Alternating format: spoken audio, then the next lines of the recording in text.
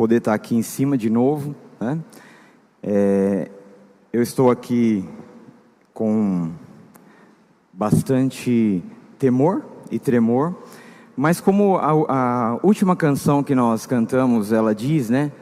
É meu, somente meu, todo o trabalho.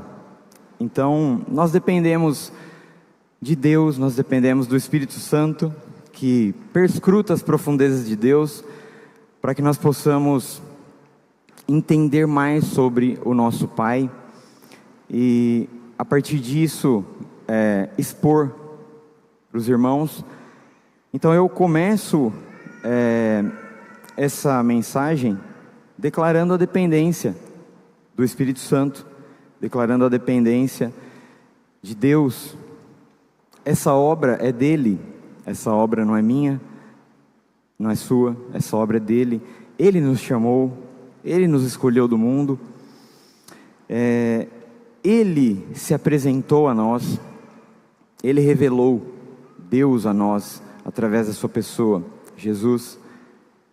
E tudo que vamos fazer aqui hoje, e já temos feito, tudo é feito na dependência de Deus, do Espírito Santo, e por meio de Jesus que possibilitou tudo isso. O tema do mês é A História Não Acabou no Túmulo, e eu tive a liberdade de falar sobre qualquer outro tema, mas um tema tão importante como esse, né, Pastor Gilberto, e que diz respeito à ressurreição de Jesus. E a ressurreição de Jesus, ela é a base da nossa fé. A base da nossa fé. De tudo que há nas Escrituras, de todos os ensinamentos, todos os mandamentos, de tudo que nós podemos aprender da Escritura, a ressurreição é a principal delas.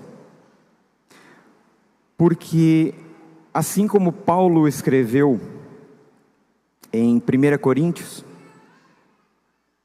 no capítulo 15, a partir do versículo 13, ele diz assim: e se não há ressurreição de mortos, então Cristo não ressuscitou. E se Cristo não ressuscitou, é vã a nossa pregação, e vã a nossa fé, ou a vossa fé. E somos tidos por falsas testemunhas de Deus, porque temos asseverado contra Deus que Ele ressuscitou a Cristo, ao qual Ele não ressuscitou, se é certo que os mortos não ressuscitam. Por quê? Se os mortos não ressuscitam, também Cristo não ressuscitou. E se Cristo não ressuscitou, é vã a nossa fé, e ainda permaneceis nos vossos pecados.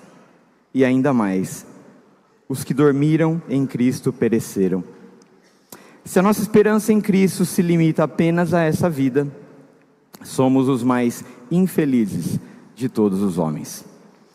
Paulo está dizendo que se nós pregamos que Cristo ressuscitou e Ele não ressuscitou, nós estamos pregando contra Deus. Somos falsos ou falsas testemunhas de Deus, porque estamos asseverando que Ele ressuscitou Jesus dentre os mortos, ao qual Ele não ressuscitou. Vocês entendem que a ressurreição, ela é a base da nossa pregação, ela é a base da nossa fé. E até por meio da pregação da ressurreição ou da não ressurreição, eu posso estar indo contra Deus. Se Deus não ressuscitou Jesus dentre os mortos, e eu estou pregando isso, eu estou indo contra Deus. De fato, Jesus ressuscitou dentre os mortos. E essa é, de novo, a base da nossa fé. Eu gostaria de percorrer com os irmãos alguns versículos do Evangelho de João. E antes de colocar aqui esses versículos, eu queria dizer que Jesus, ele iniciou seu ministério chamando pessoas para serem seus seguidores. E Jesus não poderia, ou não podia, até poderia e até podia, mas não fez. Ele não ofereceu nada a esses discípulos no que diz respeito às coisas desse mundo. Eles decidiram seguir a Jesus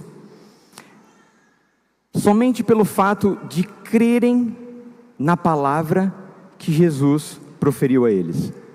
Quando eles ouviram Jesus os chamando, eles creram e passaram a seguir Jesus. E Jesus, durante todo o seu ministério, ele efetuou sinais e maravilhas, milagres, curas, ressuscitou mortos diante de seus olhos, curou enfermidades, curou cegos de nascença diante dos seus olhos, e eles puderam testemunhar essas coisas.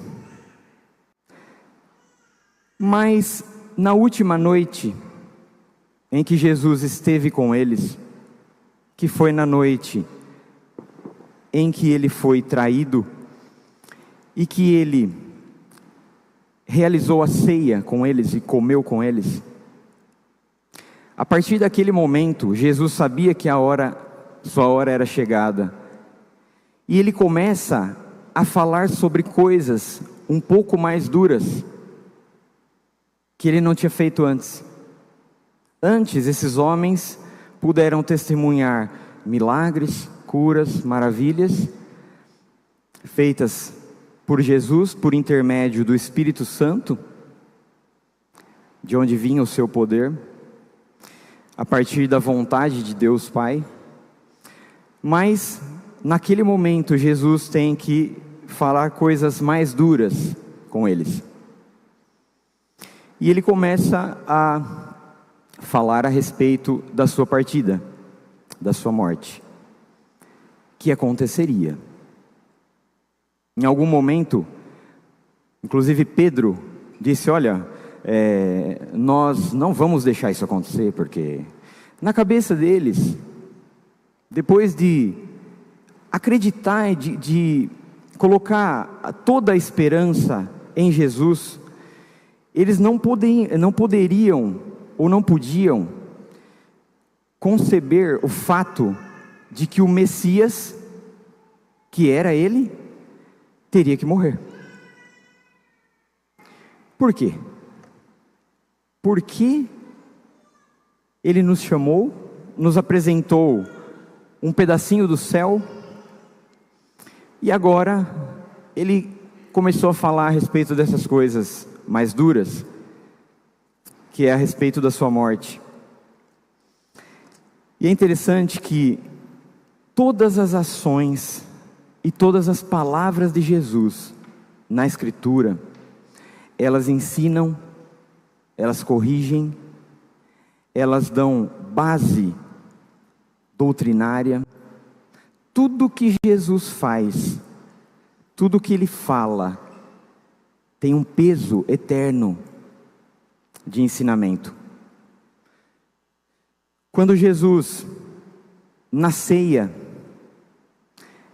Judas ainda estava lá, né? Os 12 estavam ali. Ele interrompe, em determinado momento, o que eles estavam fazendo, se ajoelha, se abaixa e começa a lavar os pés dos discípulos. Ele está ensinando. E por mais incrível que pareça, ele lava os pés de Judas, que Judas estava lá ainda. Quando ele parte o pão, ele está ensinando. Quando ele dá o pão para ser comido, Ele está ensinando. Quando Ele divide o cálice para que eles bebam, Ele está ensinando. Tudo que Jesus faz e tudo que Ele fala são ensinamentos com peso eterno. Tem peso de eternidade. No capítulo 16 de João, Jesus vai falar a respeito da vinda do Espírito Santo, ou da missão do Espírito Santo, a partir da sua ida até o Pai, que eles receberiam outro Consolador, que eles receberiam o Espírito Santo que estaria com eles por toda a vida, para sempre estaria com eles. Então ele, no capítulo 16, depois de falar várias coisas a respeito da sua partida e também consolo, ele fala palavras duras e também consola. Nós podemos ver isso quando Jesus, no próprio Evangelho de João, um pouquinho para trás, no 14, ele diz: não se turbe o vosso coração, credes em Deus, crede também em mim. Na casa de meu Pai há muitas moradas, se assim não for, eu vou-lo teria dito. Pois vou preparar-vos lugar, e quando eu for e vos preparar lugar, voltarei e vos receberei para mim mesmo, para que onde eu estou, estejais vós também. Então, a todo momento, Jesus, Ele ensina palavras mais duras a respeito da sua morte, mas também consola o coração deles. E no capítulo 16, no início, Jesus ele diz, a partir do versículo 1, tenho-vos dito essas coisas para que não vos escandalizeis. Eles vos expulsarão das sinagogas, mas vem a hora em que todo o que vos matar julgará com isso tributar culto a Deus. Isto farão porque não conhecem o Pai nem a mim. Ora, essas coisas vos tenho dito para que quando a hora chegar, vos recordeis de que eu vos-las disse. Não vos-las disse desde o princípio, porque eu estava convosco. Mas agora vou para junto daquele que me enviou. E nenhum de vós me pergunta para onde vais, ou para onde vais? Pelo contrário, porque vos tenho dito essas coisas, a tristeza encheu o vosso coração. É muito importante essa palavra aqui, tristeza. É óbvio, Jesus está falando da sua morte. Ele está dizendo que ele não estaria mais com eles por um momento, que ele seria morto. E não só isso, mas que muitos perseguiriam esses seus discípulos. E aqui ele está falando aos 11, Judas já tinha saído. Era aquele grupo mais chegado dos seus apóstolos. Olha, Jesus ele não esconde nada. Eles vos expulsarão das sinagogas. E vem a hora em que todo o que vos matar. Então ele está dizendo, vocês serão mortos por causa do meu nome. E essas coisas eu vos tenho dito agora, para que quando chegar a hora, e a hora iria chegar, vocês lembrem do que eu disse. Estou dizendo agora, para que quando chegar a hora, vocês lembrem do que eu falei. E confiem. Jesus dá uma profecia aqui. Ele está dizendo, quando ela se cumprir, quando vocês forem perseguidos, quando vocês forem mortos por causa do meu nome, vocês vão lembrar que eu falei antes. E isso vai fazer o coração de vocês não se perturbar. Ou, como diz o próprio versículo 1 de João 16, tenho-vos dito essas coisas para que não vos escandalizeis. Porque esses discípulos poderiam chegar naquele momento da perseguição, de serem mortos, e se escandalizarem. Mas Jesus fala antes, para que quando a hora chegasse, eles pudessem recordar que Jesus já tinha dito. E Jesus, ele fala uma coisa interessante, que está no versículo 12, do mesmo evangelho aqui, de João 16, que é o seguinte: tenho ainda muito que vos dizer, mas vós não o podeis suportar agora. Jesus falou aquilo que era necessário, ou aquilo que eles poderiam suportar. Mas muito mais Jesus tinha para dizer. E naquele momento, não havia capacidade neles para suportar o que Jesus tinha para dizer. Nesse momento, o que esses apóstolos, esses discípulos, eles não tinham ainda? Eles não tinham o Espírito Santo habitando dentro deles. Palavras mais profundas do que essas, eles não poderiam suportar naquele momento. É por isso que ele, nesse contexto, está falando do Espírito Santo. Quando ele vier, ele vos guiará a toda a verdade. Agora, eu não posso ir além disso, mas o que é necessário vocês saberem, eu estou falando. No versículo 16, pouquinho para frente, Jesus diz o seguinte: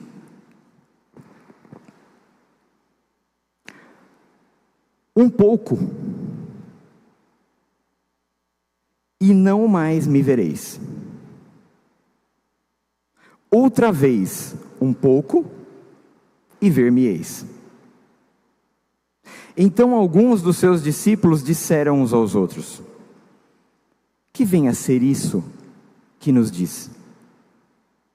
Um pouco, e não mais me vereis? E outra vez um pouco, e ver-me-eis? E vou para o Pai? Esse vou para o Pai, eles estão se referindo ao que Jesus falou no versículo 5, tá? Quando ele diz: mas agora vou para junto daquele que me enviou, e nenhum de vós me pergunta para onde vais. E quando Jesus diz também no versículo 16, um pouco e não me vereis, e outra vez um pouco e ver-me-eis, eles então fazem essa indagação, uns para com os outros: que vem a ser isso que nos diz? Um pouco e não mais me vereis, e outra vez um pouco e ver-me-eis, e também vou para o Pai. O que ele quer dizer com isso? Eles não estão entendendo muito bem o que está prestes a acontecer. A própria Escritura diz, nós podemos ler daqui a pouco isso, que depois que ele ressuscitou ao terceiro dia, no domingo, no primeiro dia da semana,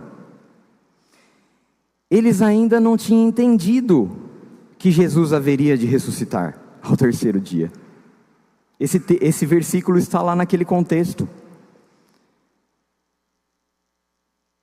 E muito menos que Jesus morreria numa cruz. Então, o que está prestes a acontecer é algo que eles não podem entender. E de fato eles não estão entendendo. Versículo 18: diziam, pois, que venha a ser esse um pouco? Porque Jesus disse o seguinte: um pouco e não mais me vereis. O que é esse um pouco? E também outra vez um pouco e ver-me-eis novamente. Que venha a ser esse um pouco, não compreendemos o que quer dizer. Versículo 19: percebendo Jesus que desejavam interrogá-lo, perguntou-lhes: indagais entre vós a respeito disso que vos disse? Um pouco e não me vereis, e outra vez um pouco e ver-me-eis? Em verdade eu vos digo, que chorareis, e vos lamentareis, e o mundo se alegrará. Vós ficareis tristes. Ele já tinha dito, no começo do capítulo 16, no versículo 6, que por causa dessas coisas que ele está dizendo, a tristeza encheu o coração deles. Então, desde esse momento, eles estavam, como o próprio Jesus nos diz, com tristeza no coração. Vocês imaginam a perturbação desses homens, a tristeza profunda em ouvir essas palavras de Jesus. Inclusive, Jesus diz, como nós acabamos de ler, que vocês vão chorar e vão se lamentar, e o mundo se alegrará. Será que eles estão entendendo isso? Só que Jesus fala o seguinte, no final do versículo 20: vós ficareis tristes, mas a vossa tristeza se converterá em alegria. Aí Jesus vai dar um exemplo dessa tristeza que se converte em alegria. E ele usa o quê? O exemplo de uma mulher quando está para dar à luz. Versículo 21. A mulher, quando está para dar à luz, e as mulheres que tiveram filhos, elas podem falar melhor do que eu o que significa esse momento. Mas se Jesus está dizendo e dando esse exemplo, é porque há um profundo sentimento de ansiedade, profundo sentimento de medo nesse momento. Porque é o mesmo sentimento que ele está associando ao estado atual daqueles discípulos. A mulher, quando está para dar à luz, tem tristeza, porque a sua hora é chegada. E eu vou além até. É o próprio sentimento de quem aqui? Do próprio Cristo. Essa hora é chegada, é a hora da sua morte. A mulher, quando está para dar à luz, tem tristeza, porque a sua hora é chegada. Mas, depois de nascido o menino, já não se lembra da aflição, pelo prazer que tem de ter nascido ao mundo um homem. Então, aquele profundo estado de tristeza, de perturbação, ela se converte em alegria quando o filho nasce, e ela não se lembra mais da aflição que ela teve. a vossa tristeza se converterá em alegria. Versículo 22. Assim também agora, vós tendes tristeza, mas outra vez vos verei. O vosso coração se alegrará. O coração dele estava como? Em profunda tristeza. E quem estava se alegrando nesse momento? Na morte de Jesus? O mundo. O mundo estava conseguindo dar um fim naquele que o estava perturbando. Jesus perturbava o mundo. Quando Jesus foi morto, o mundo se alegrou.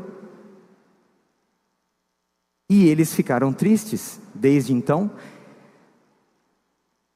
Mas o vosso coração se alegrará. E para mim, a parte mais bonita de todo esse texto, ou desse contexto, é o que Jesus diz no final do versículo 22. E a vossa alegria, ninguém poderá tirar. Sabe o que é esse ninguém? Sabe o que Jesus está querendo dizer a respeito dessa possibilidade de alguém ou de algo tirar a alegria deles? Ele está falando do mundo. Se hoje o mundo tira ou pode tirar a sua alegria, algo está errado. Você ainda está vivendo neste mundo.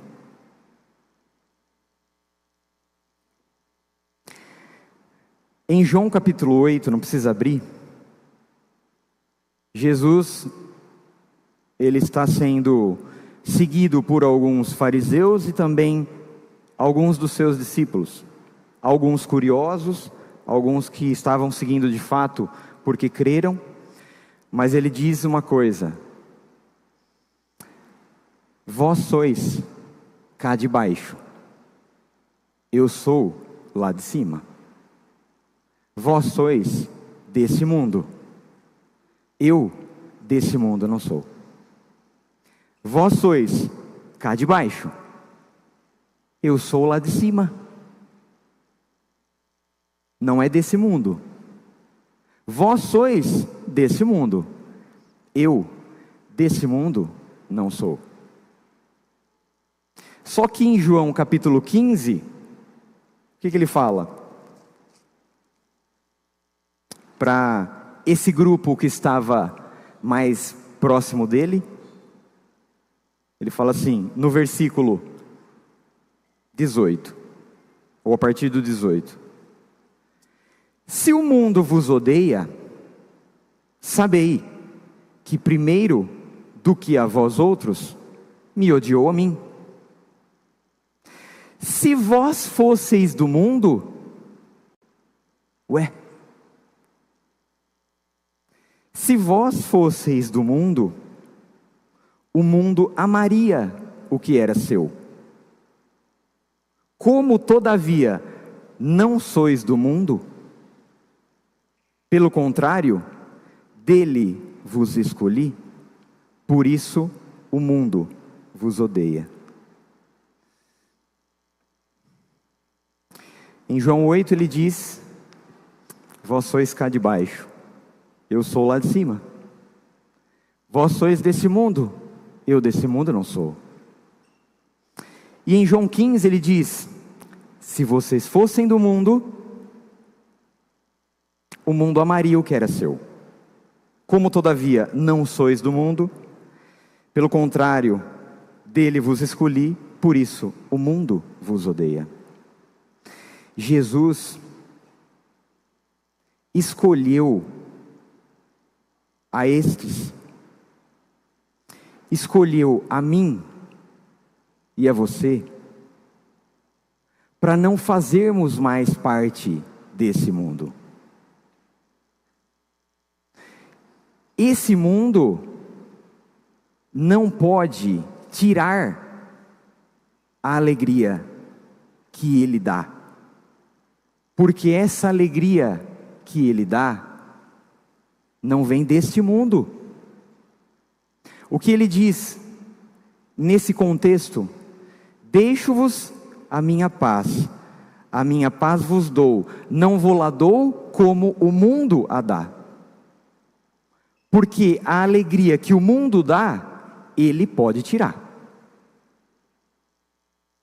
A alegria que Jesus daria a esses homens, e que Ele deu a mim e a você, se você creu no nome dEle, ninguém pode tirar. Quais são os... nós vemos algumas mensagens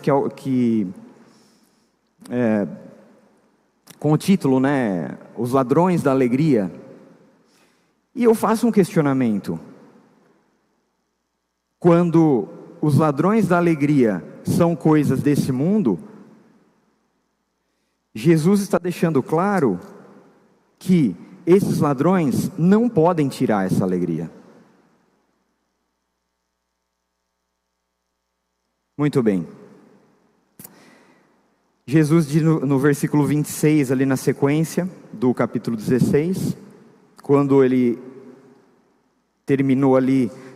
quando ele acabou de dizer que a vossa alegria ninguém poderá tirar, ele diz: naquele dia, nada me perguntareis. Ele está falando de um dia aqui. Em verdade, vos digo, se pedirdes alguma coisa ao Pai, Ele vô-lo concederá em meu nome.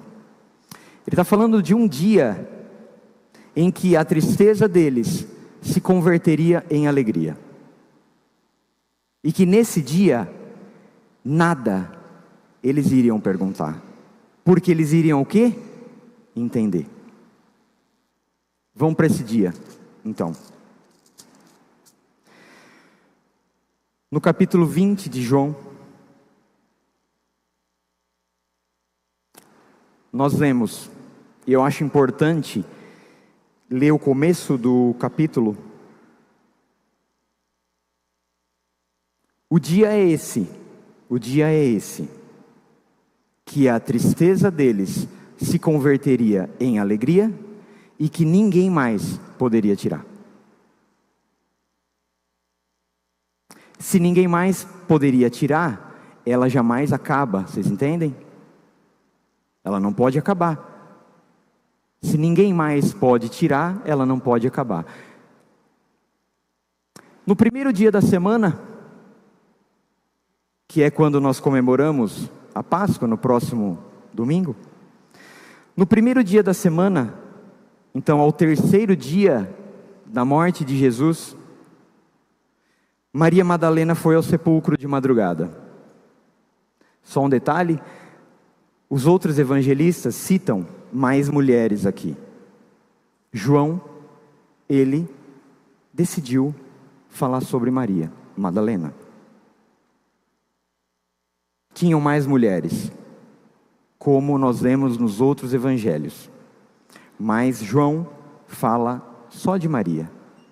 Ele quer contar algo que aconteceu com ela.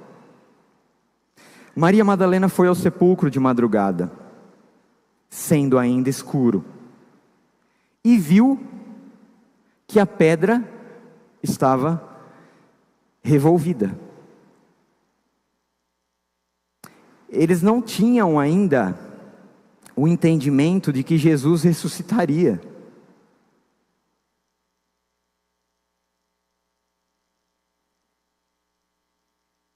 Você quer saber se é verdade isso? Versículo 9 aqui. Pois ainda não tinham compreendido a Escritura, que era necessário ressuscitar ele dentre os mortos. Ela viu aquela pedra deslocada, e ela fez o quê? Correu para falar com Pedro e um outro discípulo. O que eles fizeram? que fizeram não, ela contou para eles o seguinte, isso está no versículo 2: tiraram do sepulcro o Senhor e não sabemos onde puseram. Ela chegou, viu a pedra removida, correu contar para Pedro e para o discípulo a quem Jesus amava o seguinte: tiraram do sepulcro o nosso Senhor e não sabemos onde o puseram. Não sabemos, tinha mais mulheres, certo?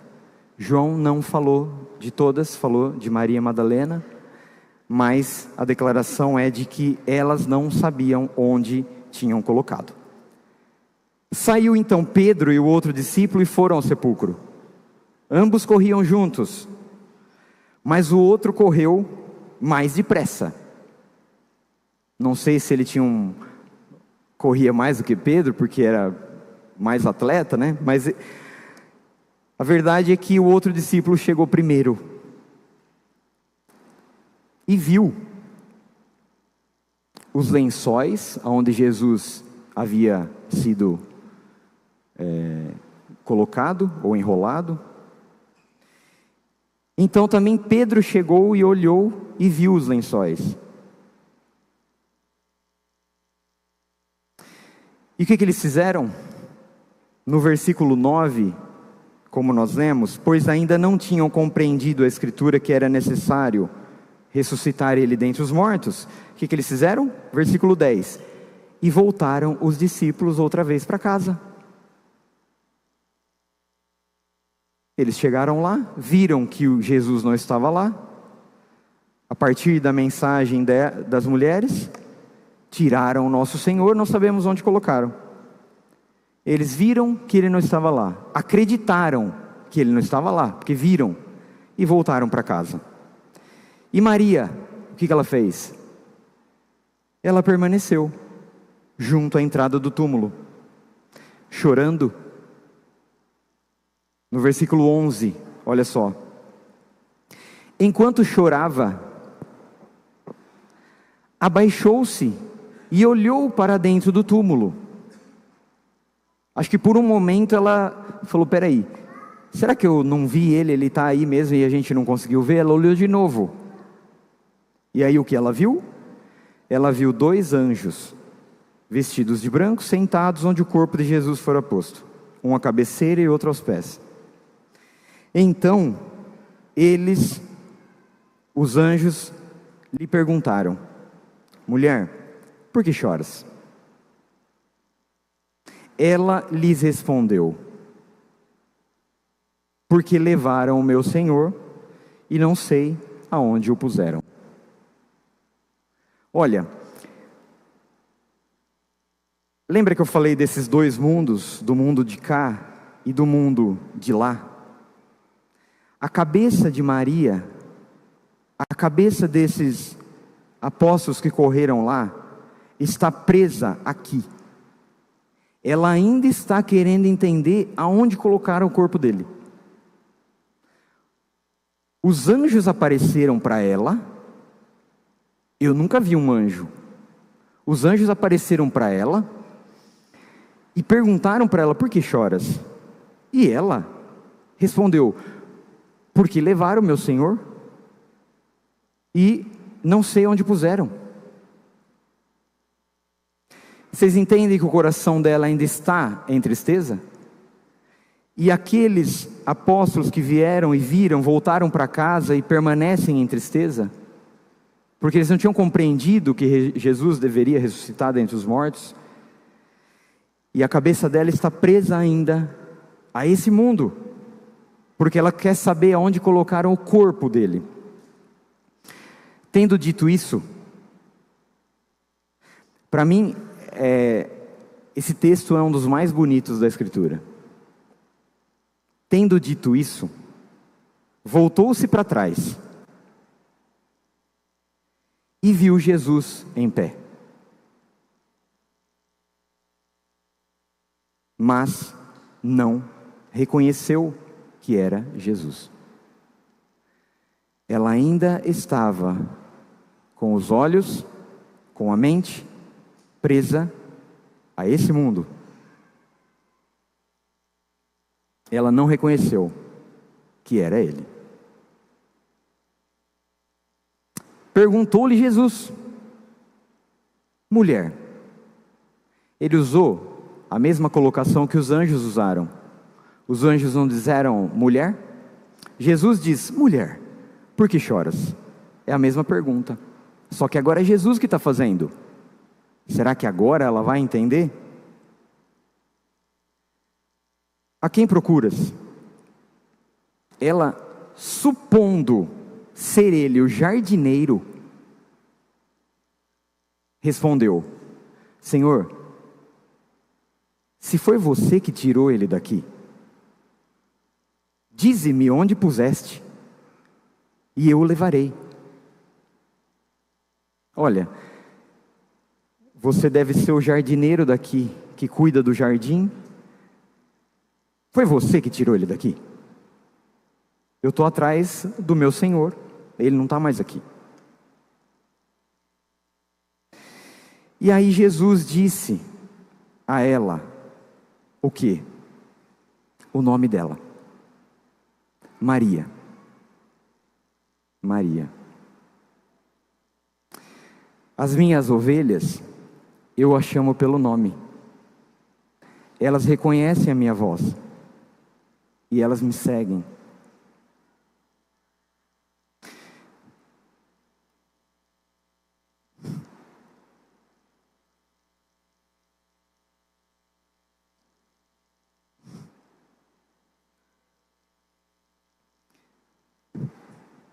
Ele não diz mais nada, ele só diz isso. Ele diz Maria só. Ele chama ela como ela estava acostumada a escutar.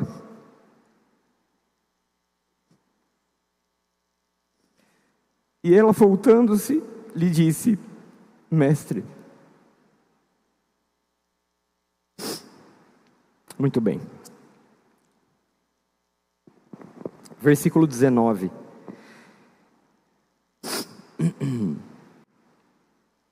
Aquele ainda era o dia. Ao cair da tarde daquele dia, o primeiro dia da semana,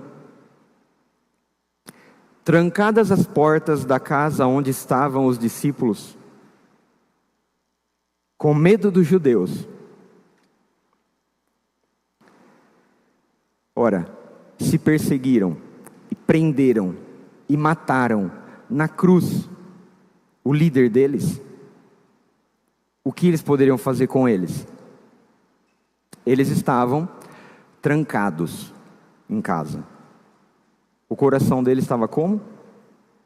Em tristeza, em profunda tristeza.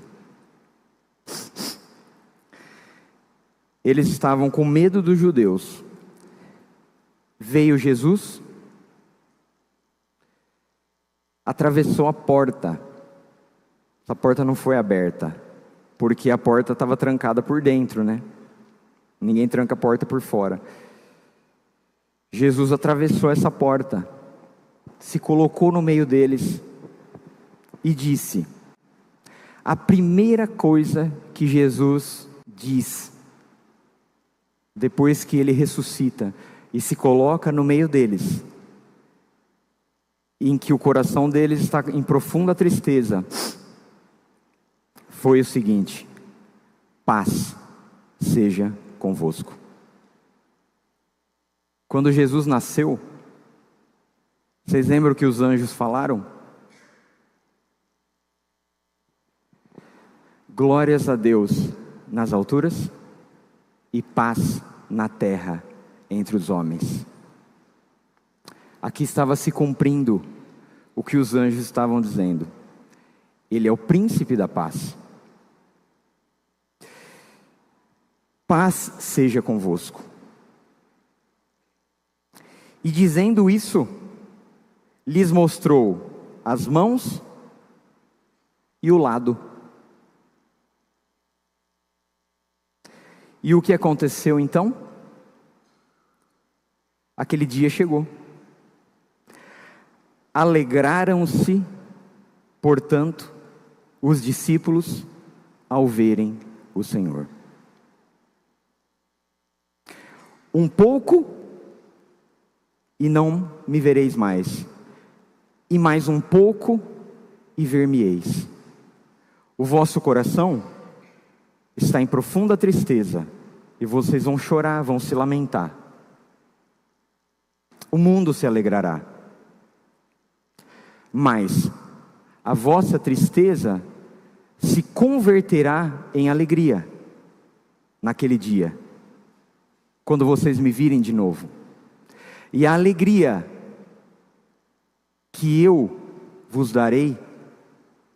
ninguém poderá tirar. Alegraram-se, portanto, os discípulos ao verem o Senhor. Quando Jesus mostra, já estou terminando, quando Jesus mostra as mãos e o lado, aqueles que foram crucificados poderiam ressuscitar e aparecer e mostrar as mãos e os pés perfurados, mas nenhum poderia mostrar o lado. O lado testemunhava que era ele. Quando ele mostra as mãos e o lado, ele deixa claro o quê? Que Deus aceitou o seu sacrifício, ressuscitando-o dentre os mortos. Que tudo que ele fez, disse, falou, ele cumpriu, e Deus ficou satisfeito com essa entrega, com esse sacrifício do próprio Jesus. Era ele. Então, versículo 21, o que Jesus fala pela segunda vez? Disse-lhes Jesus, pois, outra vez: paz seja convosco. Assim como o Pai me enviou, eu também vos envio. E eu termino dizendo o seguinte: quando Jesus se coloca no meio deles, testemunha que era Ele mesmo, e ao verem, eles se alegram, o coração deles se converte em alegria. Essa alegria, ela vem de outro lugar, que não é desse mundo. E quando Jesus, continuando aquilo que ele havia dito: se vocês fossem desse mundo, o mundo amaria vocês. Mas como vocês não são desse mundo, eu vos escolhi, o mundo vos odeia. Quando Jesus diz: assim como o Pai me enviou de onde? Do céu, não daqui. Eu sou lá de cima, vocês são daqui de baixo. Assim como o Pai me enviou de outro lugar, eu vos envio. De onde? Desse outro lugar. Nossa vida hoje, ela não é uma vida mais desse mundo. Assim como Cristo não é desse mundo, e veio buscar os que estavam no mundo, nós agora, não sendo mais desse mundo, temos que buscar os que estão no mundo.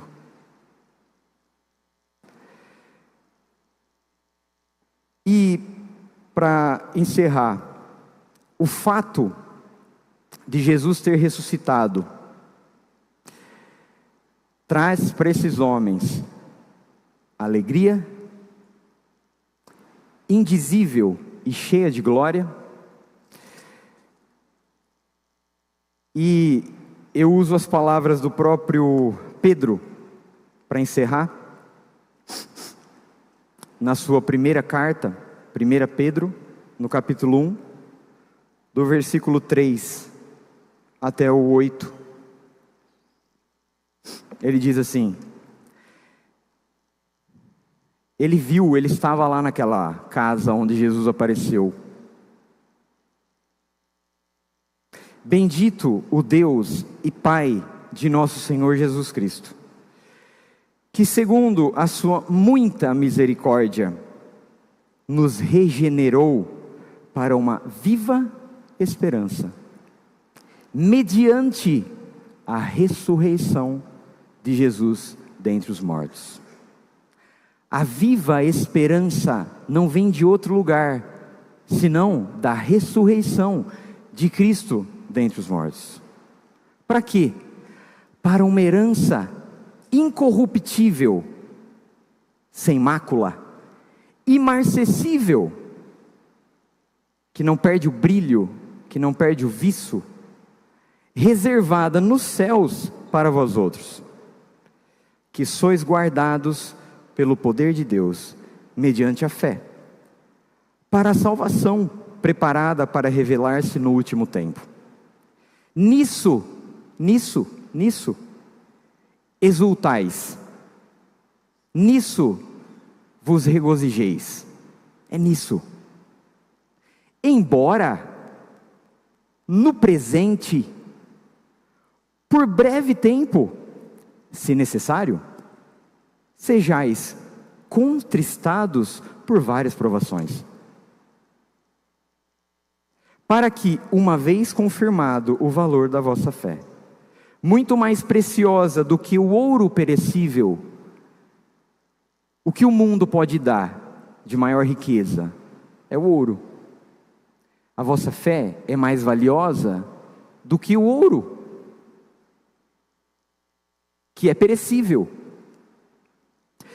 mesmo apurado pelo fogo, mesmo o ouro mais puro que esse mundo pode te dar. A vossa fé é mais valiosa do que esse ouro, que ela veio de outro lugar e não desse mundo. Redunde em louvor, glória e honra na revelação de Jesus Cristo, a quem, não havendo visto, há mais, no qual, não vendo agora, mas crendo, exultais com alegria indizível, que eu não posso falar em palavras, não dá para ser expressada, não dá para, eu só tenho ela. E essa alegria, ela é indizível e cheia de glória. Ela está baseada na ressurreição de Jesus dentre os mortos. Que Deus nos abençoe. Vamos orar. Senhor Deus e amado Pai, como eu disse no início, essa obra é sua. O Senhor nos chamou, o Senhor decidiu nos chamar pela sua imensa bondade, misericórdia. E a partir da ressurreição de Jesus, nós podemos ser incluídos nesse fato, nisso que aconteceu de fato, que foi mostrado ao mundo e que foi testemunhado por aqueles apóstolos que viram o Senhor ressurreto.